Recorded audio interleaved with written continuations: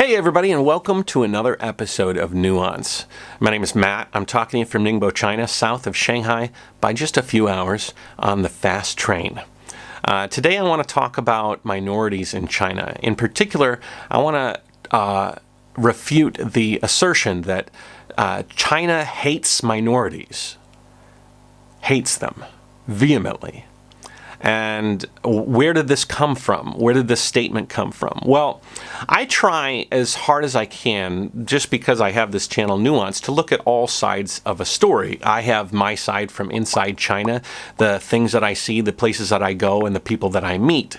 But there's also a counter-narrative in a lot of circles. One of those circles is a channel, multiple channels run by two fellas.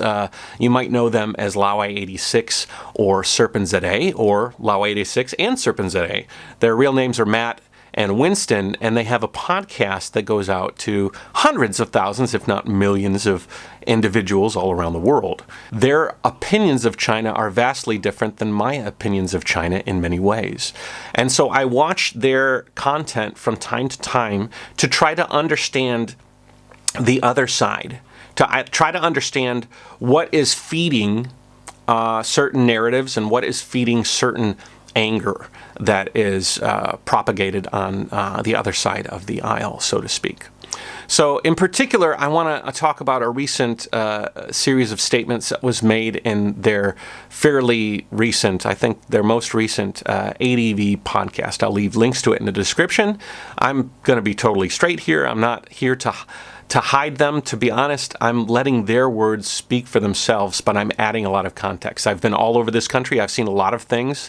I have been around multiples of minorities of this great country, and I want to share those experiences with you to try to refute what they said in their podcast. So without further ado, let's get into what they said, and then let's talk about it in a constructive and nuanced manner.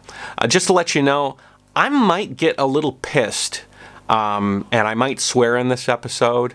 I'm going to try and keep it as natural as possible. But when I first listened to this, I was pretty pissed off. So, yeah, here we go. China needs them to become part of the Han majority because China hates minorities. Mainland China despises ethnic minorities unless they become fully assimilated. Wow. Basically, if you watch Star Trek, they're describing China as the Borg. You know, the Borg? They're basically a scourge that goes around the universe and tries to assimilate anybody that is any bit different, turn them into the Borg. If you divert from the Borg at all, they will destroy you.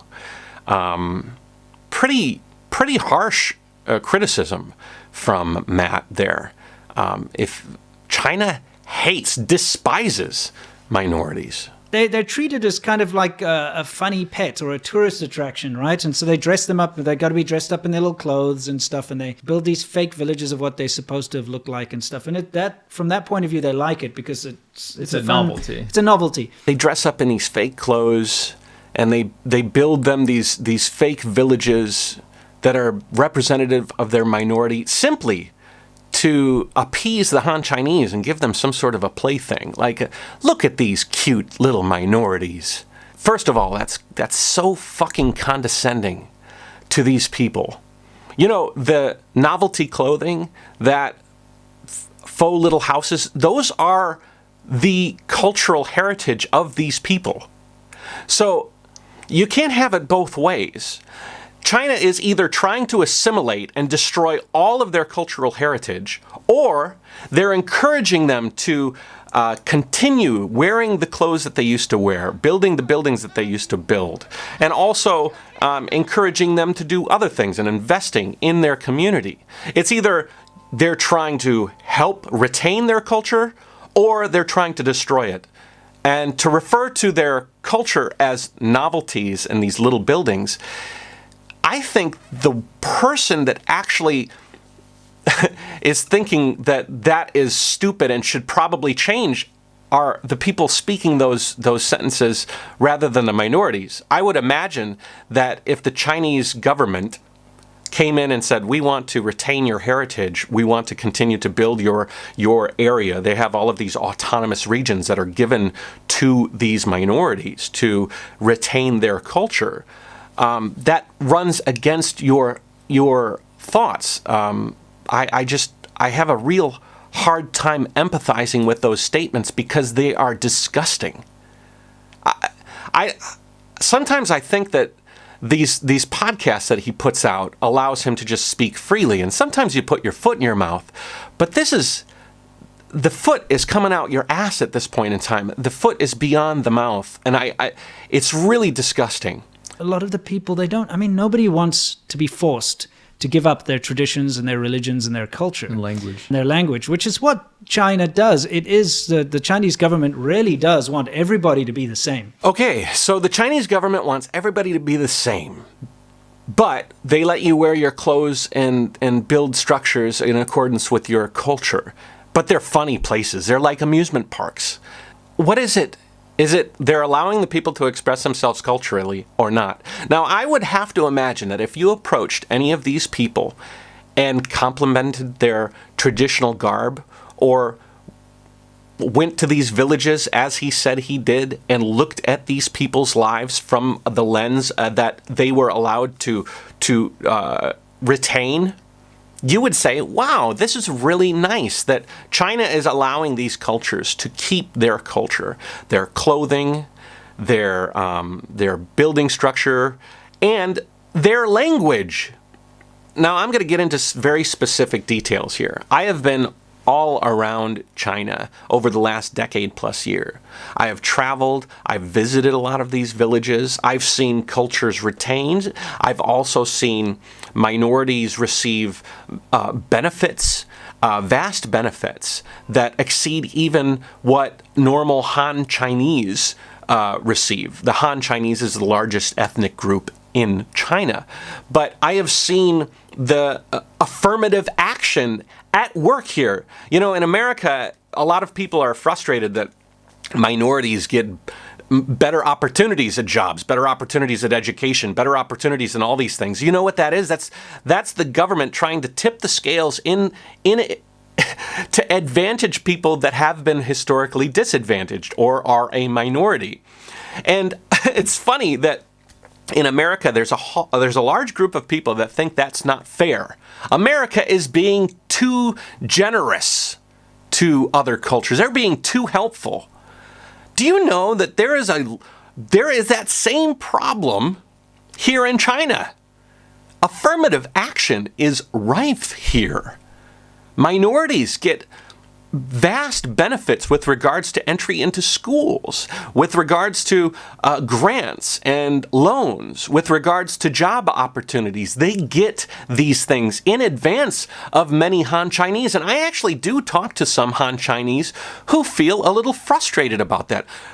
There are some people who have that sort of tendency. They're like, wow, my kids are not going to get the opportunities that some of these minorities actually get. Isn't that odd? That's like a polar opposite. It's like almost China is being so kind to minorities that they're getting treatment that the Han Chinese people, some of them, say, you know what? I wish we could have some of those opportunities. I mean, you wouldn't have a problem like this if China hates minorities. Mainland China despises ethnic minorities. Chinese people appreciate the fact that minorities are celebrated here. It's so much to the fact that they sometimes even say they get better treatment than us. That's not hatred. That might be a tad bit of jealousy. But I've never talked to anybody that says we need to destroy these minorities. It's more or less like China really appreciates its minorities. I mean, other countries have tried to do the assimilation route. I mean, you look at the American Indians or the Aborigines in Australia. The stigma on them is that they're dirty and drunkards, and their culture is flimsy, and many people say. I don't think that. I think it's beautiful. When I see an American Indian dressed up in his traditional garb, proud to wear that clothing, proud to share their culture, I want to immerse myself. I want to appreciate that. I would never say that they're just being celebrated as a novelty.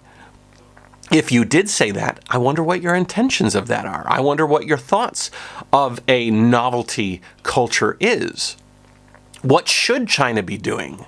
I wonder. To give up their traditions and their religions and their culture. And language. And their language, which is what China does. They say that they are trying to assimilate them by making them all speak Putonghua. If you don't speak Chinese, you are the other. You're not welcome. Get the hell out of this country. Wait a second. That sounds a lot like America in many instances. I'm not trying to blast everybody in America, but you do know that there's a lot of people in America that say, if you don't speak English, you need to get out. I mean, the President of the United States even talked about it. Well, thank God not the present president, but the previous president had a lot to say on this. You have criticized Governor Bush for speaking Spanish. We have a country where to assimilate, you have to speak English. We have to have assimilation. To have a country, we have to have assimilation. I'm not the first one to say this, Dana. This is a country where we speak English, not Spanish. Do you know that China has 302 spoken languages? 302! Do you know that the dialect in my city of Ningbo is unintelligible to somebody, say, halfway across this country? Or let's even say in Wenzhou, which is just a short train ride away. That would be like going from Detroit and speaking your Detroit language, just a version, a dialect of English, and then going to Sacramento, Ohio, and having somebody in Sacramento not understand what the hell you're talking about. They'd have no clue. What would you say to those people in Detroit and Sacramento? You better learn the basic form of English so that this country can move forward unified. China is thousands and thousands of years old. Languages have been embedded in the culture in so many places. The government of China, as dastardly as you might want to think they are trying to allow everybody to be able to communicate with each other. You see this? This is a $100 American bill. Part of my, I have a few $100s stored away here just in case I need them. This thing smells brand new, actually. I think I just, crisp American $100 bill. In God we trust, the United States of America. United. This is Independence Hall. $100. I'm looking. There's all sorts of interesting. There's people in the windows of these things. There's all sorts of interest. The mystery surrounding the artwork on bills is very cool. So what do we see here? We say on the other side, United States of America. You got Benjamin Franklin, Secretary of the Treasury, and you've got some script here from I think that's the Constitution. This note is legal tender for all debts, public and private. Do you see any other language on this other than English? I think a couple of bills actually have Lorem Ipsum Unum, which is Latin, but this doesn't even have that. This is all in English. Currency. This is a thing that everybody deals with. Well, China doesn't deal with currency very much, and I think the world is turning to digital, but you get my point. Why do I bring that up? What is this? This is a 100 RMB note. This is the legal tender in China. So if you look here, you can see Mandarin Pinyin, you can see Mongolian, you can see Tibetan, you can see Zhuang language, and what is that language here that looks a little bit like Middle Eastern? That's the Uyghur language. They have 5 different languages on their bill. If they were trying to assimilate every minority in China, wouldn't they want to unify the bill language so that it's all Putonghua? So that it's all Hanzi, just Mandarin, or Cantonese, whatever, Hanzi. I mean, if you were trying to assimilate, and you were trying to destroy, and you hated minorities, why would you celebrate them on every bill? I'll tell you what, in America, I hate to bring America into this, but... Let me ask you about something in the news this morning. As you've seen, Harriet Tubman will now replace Andrew Jackson on the $20 bill. Do you see this as a move that is all about political correctness, or is this a move that is simply way overdue? They were going to do, the $10 bill, and then all of a sudden the Broadway play, Hamilton, or the Broadway play sort of saved that one. You favored Harriet Tubman on the $20 bill? I think Harriet Tubman is fantastic. I would love to leave Andrew Jackson and see if we can maybe come up with another denomination. Why did Donald Trump fight so hard to push that down the river, push that down the road? No, let's not worry about that Harriet Tubman person, a prominent and historical black figure in America. Like I said before, they have affirmative action. They're trying very hard to retain this cultural unity that they have in America. And in some ways, I think they're failing currently, but I still know that they're trying very hard to do that.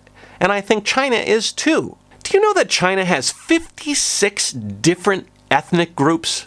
56 in China. The major one is Han Chinese.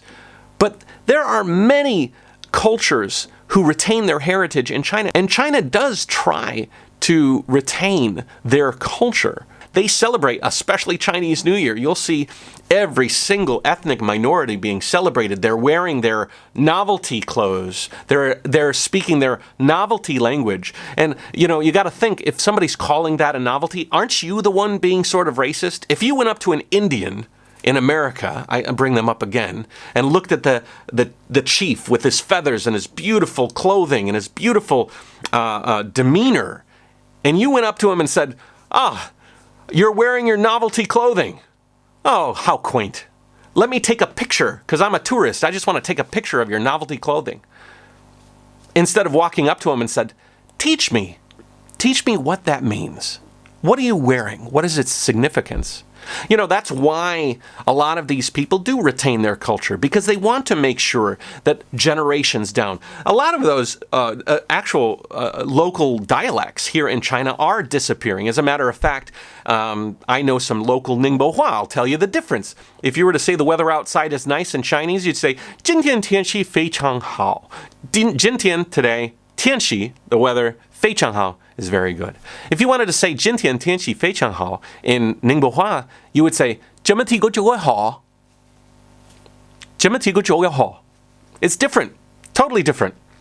And as China tries to unify and make Putonghua, the Mandarin language, as common as possible, some of these people are learning Mandarin more, and these local languages are falling into disuse, which is just about advancement of society. It's just about some of the old slowly moving away. So you have to sort of encourage some of these cultures, if you want them to hang around, to express themselves, to wear their novelty clothing, to build their beautiful villages.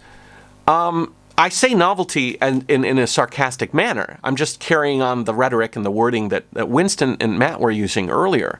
Because it's disgusting. It's fucking gross. Now, I've been around China quite a bit. I've seen a lot of these ethnic minorities. I have the privilege of calling a lot of these people my friends. I've gone on structured trips, as I mentioned before, but I've also gone on my own. As a matter of fact, I've ventured all the way into Xinjiang, all the way to the Tajikistan border. And I have seen the rolling hillsides of China. I have met the beautiful local Tajiki people. As a matter of fact, here's a funny clip. Me and Annie were walking across the hillsides of Xinjiang along the border of Tajikistan. We were climbing a mountain called Mushtage Ata. And on our way there, we kind of got lost, and we found this little boy and his mom. We were going to hire him to help us take us to base camp. It was just a few kilometers away. He knew the area, like I said, like the back of his hand. And his mother was speaking a very interesting Mandarin dialect. This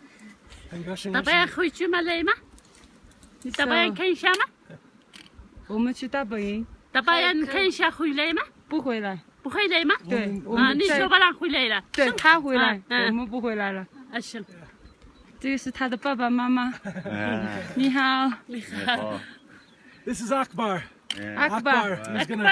He's gonna help us get to base camp. Akbar. Akbar 要带我们去大本营. He gonna take us to the base camp. Because our guy is kind of behind. And I don't mind to give him some money to help them. Sounds good. Yeah. 加油. Now, she is obviously more well-spoken in her mother language. I didn't hear her speak it. But she was talking to us in Mandarin. As a matter of fact, you'll hear the phrase, 大本营, 大本营, 大本营回来了吗? I love her intonation. It's so beautiful.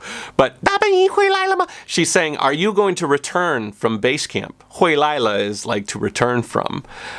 So she's saying 大本营回来了. But her accent in Mandarin was there to help us to understand what her intention was with her boy. Are you going to return? Should my boy know that he's going to come back with you, or is he going to come back on his own? Turns out we went to base camp. He was going to return on his own. So she was communicating with us in Mandarin, because that was the important language that all of us could unify behind and understand. Now, when we got to that base camp, the group of people there were Nepalese people who were working there as guides up the mountain, but there was also the leader who was Han Chinese and his partner who was Uyghur, Maizi. Maizi's what a sweetheart. This person helps people guide trips all over Xinjiang. She organizes, adventure tours. And so we were at base camp, and we had an opportunity to go down to a village that was below base camp, because when you climb mountains, you have to constantly be going up and down elevation so that your body can acclimate to the high altitudes. The summit of Mushtaga is like 7,500 meters, so you have to be have the strength and the lung capacity and the hemoglobin in your blood produced so that you can ascend that high. So we were coming down to the village and then going up the mountain and then coming down. And in the village, they had a lot of these poor kids. Now, I wasn't sure if these kids were Uyghur. I think that there were a lot of Tajiki minority people.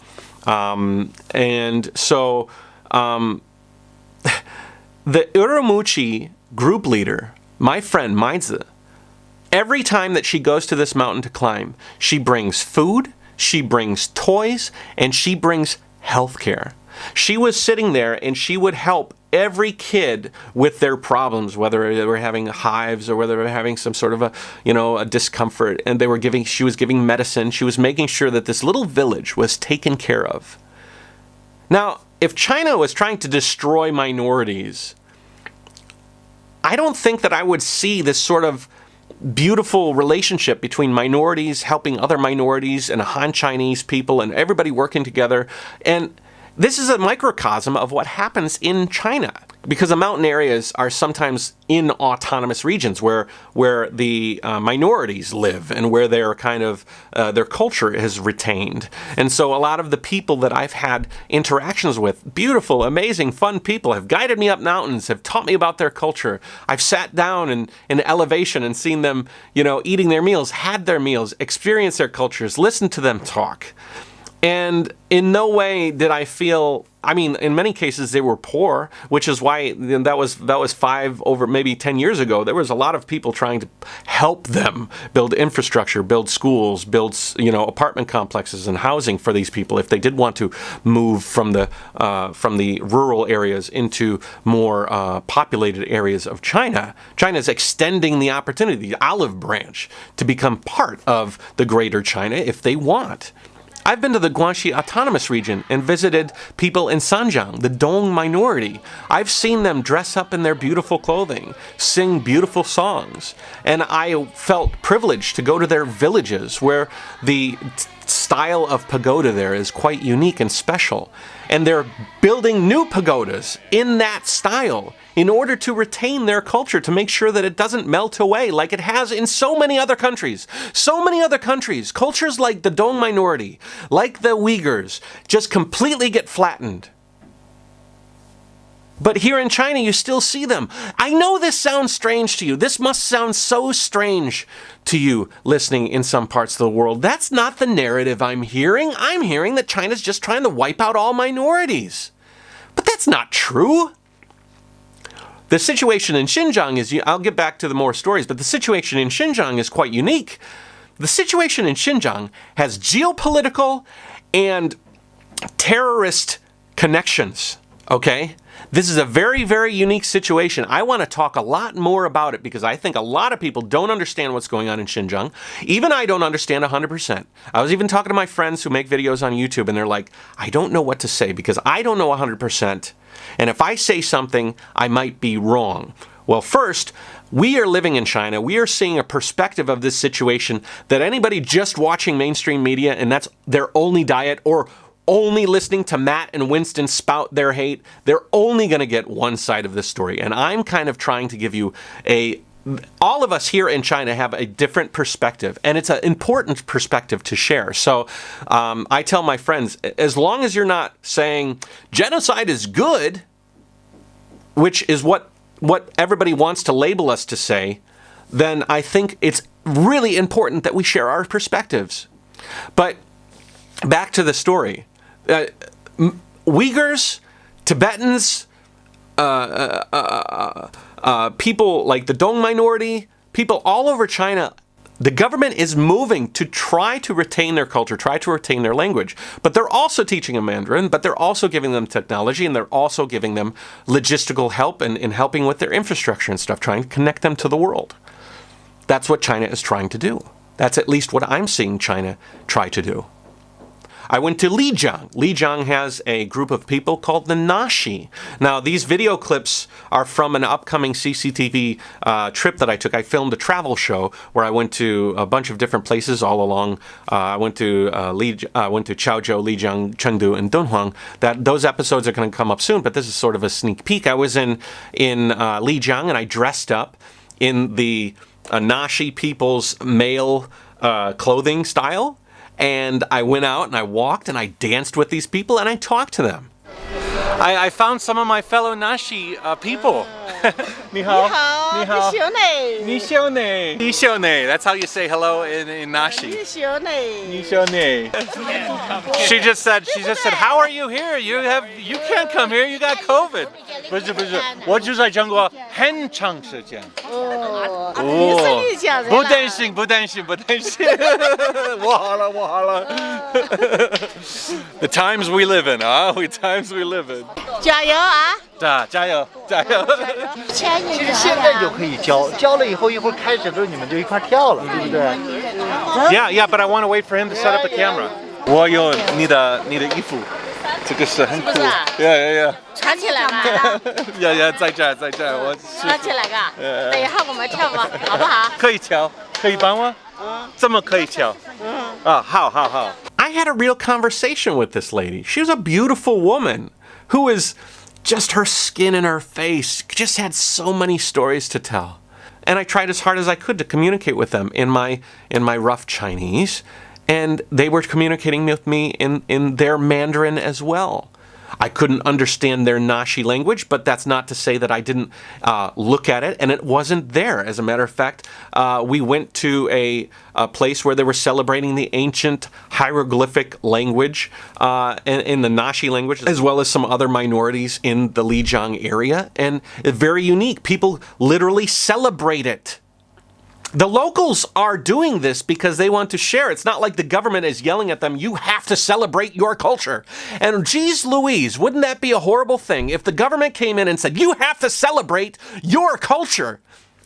Okay, I'd be glad to, because I'm proud of it. From what my grandparents told me, and my parents told me, and my neighbors, and everybody in my diverse culture. Thanks. They should say thanks. In many cases, they do. I don't understand. I really, this really fucking frustrates me that they've been labeled so much. I went to the Baisha village and I made a piece of copper with an old Nashi gentleman who makes this sort of copper stuff. As a matter of fact, this is a pot. He made it. I bought it from him. This is another one here. Really, really beautiful stuff. Like, he makes it. He uses the cultural ability to found this copper into all of these amazing things, and he shared it with me. He shared his novelty you know, his goofy little art piece, you know, just to satisfy the tourists. No, he was sharing with me his culture. I've been to one of the largest Tibetan monasteries in China, and I've walked around and I've seen the monks praying and the monks going about their traditions. And as a tourist, as a traveler, I was able to walk through and see and understand their praying and the way that they celebrate the dead, the way that they celebrate their culture. And I was able to understand them a little bit more. That's why travel's so important. That's why being a traveler or a tourist, if you want to say it, and going around and seeing these people is so important. If China was trying to assimilate the Tibetans the way that is being thought of, I don't think this monastery would be as easily accessible or even exist in the first place. Wouldn't you try to tear down all their churches and their mosques and their temples? I mean, wouldn't that be the first thing to do if you're trying to assimilate a culture? I was in Dunhuang, and I was in the deserts of Dunhuang. I rode camels, and I went into the dune areas, and I learned about the cultures there, the significance of the Silk Road, which passes through there as a nexus. I saw all of the different cultures, how they were celebrated in that area. The Mogao grottos are these beautiful, like 700 caves that are built into this rock wall in the middle of the desert, each one celebrating some sort of Hindu faith or some sort of Muslim faith or some sort of Buddhist faith, all sorts of different faiths and histories. In China, literally, that's like one of the most important areas in all of China. You have to go through an entire process and security in order to get on a bus, and then they drive you out there and they say, you can't take too many lighted pictures in here because we don't want to affect and change the details in these walls. These are cultural relics we want to retain because they express the culture of China. I don't know, guys.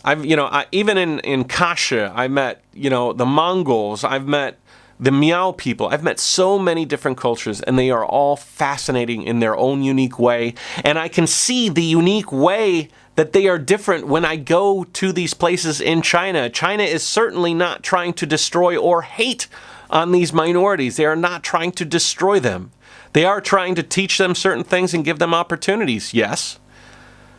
But I think that with what's happening in Xinjiang and with that narrative, it's so toxic and so emotionally driven that you cannot compartmentalize maybe what's happening in that specific region due to its extremist past and its geopolitical importance, which, again, I'll get into later. And instead, you look at it from a purely emotional thing. You can't paint the entirety of China because of what you think might be happening in Xinjiang.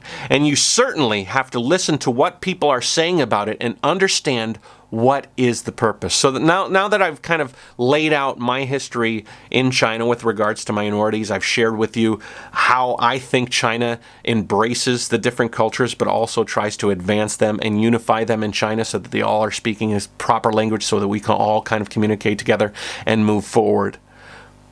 Why would somebody be out there saying the things that Winston and Matt are saying? And Winston and Matt are just a symptom of a larger sickness. It's Epoch Times, it's mainstream media, it's the military-industrial complex, which has a vast benefit in destabilizing China and forcing China into some sort of a civil conflict and a frustrating destabilization, because as soon as China loses its footing, America can try to regain some of its footing and also sell a bunch of military contracts. I think that there's a crazy ulterior motive here. And like I said, I want to get into it more later. But why would somebody be saying these things? Well, number one, if Matt and Winston actually said this thing honestly, like that's what they think is happening in China, that's one way. Why would you say that? You honestly think that China is trying to eradicate minorities. Well, These two guys have lived in China. They haven't lived here in a number of years. But before they left, they lived here for a decade plus. I know Winston lived here a decade plus. I know Matt lived here quite a long time. They had ridden around in their motorbikes. They've seen the world. They really like to talk about how dirty and disgusting some of these places are. But I am sure along the way they've seen some of these autonomous regions where cultures are being retained, and they have created this thought that it's all a novelty or a tourist attraction and nothing more. It's certainly not the government trying to help people still understand and retain these sort of amazing cultures that are a minority inside of China. I don't think it's that. I don't think that they honestly believe what they're saying. I am sorry, Winston. I do apologize that I don't want to just attack you, but you do have an important voice in all of this, and it's important for people to understand the context of what you're saying. And what you're saying is total fucking bullshit. There's certainly people that are being repressed in every country. There's people that wish they had more. There's people that think they don't have enough help. America is in the midst of people frustrated that they're not getting more attention or angry that people are getting too much attention. It happens everywhere. But I have been around China a lot, and I see China, and if you haven't seen it through the eyes that I have seen it, I am very disappointed. You are missing out on so much amazing, beautiful people, beautiful cultures. Some of them are impoverished, less impoverished than when you left, much less than when you left. If you think that the China is the China that you left 3 or 4 years ago, it most certainly is not. But even 3 or 4 years ago, I'd still say about the same thing. China's doing a pretty damn good job to try to help their minorities retain their culture and their heritage while also advancing them to be more unified in the country that they exist in. I'm sorry, they are in China, which means they are Chinese. Just like if a Mexican person moves to China or moves to America, you know what? They're American. And they will be encouraged to try to learn English because it's important to converse, but it's not going to be forced upon them. It's going to be taught to them in school. Just like it's taught here. Mandarin is taught in school for people to learn. So what else could it be? It could just be capitalizing on the situation in Xinjiang to extrapolate to the entirety of China. How easy is that? There's a genocide going on in Xinjiang, and therefore China, for all 55 of its non-Han minorities, is trying to wipe out everybody else. They not only hate, they despise all minorities, and they're trying to get rid of them. It's the worst humanitarian disaster that has ever befell the world, modern Earth. That would be the narrative that you're trying to paint. That China is systematically trying to destroy all of their minorities. Even I wouldn't agree with you if you were saying that they want to destroy the Uyghur minority. I can go out on the street right now, meet Uyghur families, go to Uyghur restaurants. There's a beautiful Xinjiang restaurant I like to go to right down the street. All of the women still wear their headguards. All of them wear traditional clothing when they're at the work. They all cook their meals. They do this beautiful naan bread, and they cut the, oh my God, the lamb meat there is just a beautiful, amazing. They have this drink that they pour hot water in. It's got all these like herbs and fruits and stuff, and the hot water sort of coalesces with some sugar cubes. It's just an amazing experience. If you've never been to those places, then I feel sorry for you. And if you've gone to those places and looked around and said, this is a novelty, this is just a tourist trap, then I'm really disappointed in you because you've had your fucking eyes closed this entire time that you've lived in China. Both of you guys have had your fucking eyes closed this whole time you've lived in China. You looked at things in a negative standpoint instead of kind of seeing... Now, granted, I look at things, I'm a pretty optimistic guy. But I don't go to these places with a pre-assumption that they're designed in order to create turn a culture into a novelty. If you think that, I don't know what you think culture really is. What do you think culture really is? Do you think that culture is some sort of... I don't know. Do you think that they should be going back to the Stone Age? Do you think, if you don't think that their clothing and their buildings, and you think their language is being destroyed, but I've heard their language. If you think that these three things make up a novelty culture, what do you think a real culture is? What do you think China should do? Do you think that they should cut off their land and give them their own country? Don't support them, because Chinese government supports a lot of these programs with a lot of money in infrastructure. Take away all the infrastructure, destroy it. Take away all those traditional buildings they help these communities build. Tell them don't wear your clothing, because that's obviously out. We'll give you your language. We'll force all of you to only speak your language, and we won't teach you Putonghua. We won't teach you Mandarin, so you won't be able to communicate with anybody around. You'll be your own country. Is that what you want? Is that the solution? China, in all of its maneuvers in the last few decades, have been trying to grow their lower and middle class, trying to grow their society, grow their culture, trying to advance, trying to make some money, trying to put that money in good places, trying to unify. They are trying to unify. But what is your solution? What would be your solution? I mean, if it is number two, and the only reason, the why that you would be doing this is so that you can capitalize on the anger and the news and the propaganda that's coming out of this situation in Xinjiang and castigate the entire country instead of the discussion that you can have, which is there's something going along the border areas of Xinjiang and these Uyghur focused areas, these Uyghur areas in Xinjiang. You know, if that's what you're doing, is you're saying, I know that it's only happening there, but I'm going to say everybody that's happening everywhere, that China hates minorities. When that's fucking bullshit. It's crazy. And then there's another statement there that you make about Muslims that Matt actually makes. Let me pull it up. It's important that we remove religion from this as well, because it's not about religion. I think a lot of people are like, gosh darn, I love that they're getting rid of them Muslims. You know, you get people like that. Obviously. It's even if you are that pig-headed and dumb. This is very interesting because it gives insight into what they think their audience is. I know there's a lot of people watching this video that are like, China doing a good thing, getting rid of those dirty Muslims. Why would you first say that? First of all, you'd say that to preempt the attitudes of the people that watch your videos, or at least a demographic of them. Even if you hold a belief like that, it's much deeper than that. China doesn't necessarily care about the religious aspect. What they care about is the fact that these people are not Chinese, and they need them to become like Chinese people. You have to worship the party. Pictures of, Chairman Xi are up in the walls in the school. You have to sing the national anthem every day. Hey. Some of you guys out there might say China's doing a pretty good job to destroy all those Muslims. But there's something worse that's happening. They're trying to make them Chinese. Like, okay, I know you hate Muslims, and I know that, the enemy of my enemy is my friend, and so if China's destroying the Muslims, that's got to be a good thing. But they're not.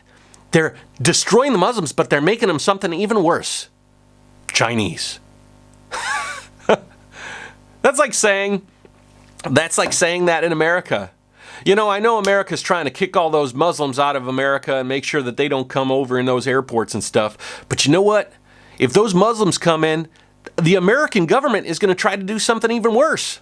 They're going to try to make them American. How do you even come up with something? How do I watch these videos and I'm like, how the hell do you come to these realizations? It's confounding. They even talk about how, the everybody's supposed to speak the anthem and speak the anthem. America's got people speaking the national anthem. I did a Pledge of Allegiance every day in school when I woke up. I pledge allegiance to the flag of the United States of America, to the republic for which it stands, one nation, under God, indivisible, with liberty and justice for all. I said that every day. If you want to talk about indoctrination and in separation of nationalism and patriotism, that's a different conversation. Okay, so let's wrap this thing up. In closing, from all the experiences I've had in my decade of China, traveling all over the place, I have seen China embrace and love its minority culture. It's woven into China. They do try to teach Chinese. They do try to fund projects in order to retain cultures, but also modernize. That's a good thing. For you to label it a bad thing or to castigate an entire country on its treatment of of one weird political situation that's going on in Xinjiang, I think is wrong. That Xinjiang thing needs some focus, just like every country has some things that people need to focus on. I know it's the in thing to hate China, and I know that might be another reason. You're just trying to ride the hate train, but I think you're on the wrong train.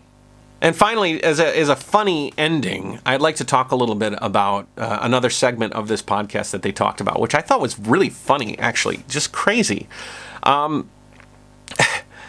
They showed if you guys are watching this another time, there was a summit in Alaska where the Alaskan American representative was meeting the Chinese representative, and the Alaskan representative told China that they need to clean up their act. And so the representative from China said, stop interfering in China's internal affairs. And this kind of phrase in Chinese was pretty powerful, and most Chinese were pretty proud of the fact that Chinese representative delegate was standing up against America in this instance.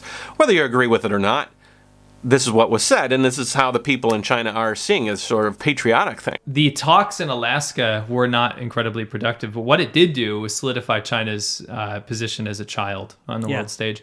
It was so immature and embarrassing. A high-ranking representative of China said something that a lot of Chinese people appreciated, and so they put it on merchandise, and they're selling this merchandise. Well, Matt and Winston had a field day on this. They thought it was, well, I'll let them say. Look at the merch that's now selling all over the Chinese internet. You want to know what the definition of cringe is? They're literally making quotes from the Alaska talks for merch for Chinese people to buy. Can you imagine a person in the U.S. wearing this? Could you imagine? Let's just imagine for a second. Could you imagine if somebody in America in a high position said something and that something became a slogan, and that slogan became merchandise? Could you imagine? Could you imagine in America an American wearing some sort of political slogan that supports their patriotism? Could you imagine? I couldn't imagine it. I mean, holy shit. Are you living in America right? These guys are living in America. You guys are living in America. America is basically, for the last 5 years, has been one solid slogan. Maybe you guys haven't been watching. You know, most of the time since 2016, diplomacy has been love letters to Kim Jong-un. Tough, and so was he. And we would go back and forth, and then we fell in love. No, really. He wrote me beautiful letters, and they're great letters. We fell in love. Or apologizing for the CIA's investigations in Russia in front of the entire world at Helsinki. They think it's Russia. I have President Putin. He just said it's not Russia. I will say this. I don't see any reason why it would be, but I will tell you that President Putin was extremely strong and powerful in his denial today. I don't know what kind of shirt you would make with that. Anyways, I hope you're all doing well. I know this has been a long episode, but I think it is important, and I was able to show you actual instances and examples of things that I've done and places that I've gone, people that I've met, and cultures that I've seen. If I'm sitting in front of a green screen, I guess I could say anything. But hope you're doing well. Hope I've added a little nuance to the conversation. You will hear a lot more about Xinjiang. I have a whole bunch of ideas for that. I have a bunch of trips coming up for my main channel, Jayo Nation. Please subscribe. I went to a wedding recently, and I did live stream the wedding for 4 hours. I was demonetized because I played some music that was popular music, and so the copyrights got me busted. But take a look. It's a really fun example of what a really luxurious and expensive and amazing wedding in China is like, and I was there sharing the whole thing with you. So, you know, I'm trying to give you perspectives and a little bit of nuance from my own personal life, and I hope I've done that. So thank you very much, and have a good day. Jayo, subscribe to my Patreon and all that other stuff, and we'll catch you in the next one. Leave your comments in the description below. Do you think I'm wrong? Do you think that China is trying to wipe out all of their minorities? Were all of these places I saw fictitious? All of the clothes I wore fake? and all of the cultures that I met just propaganda? Let me know. Bye.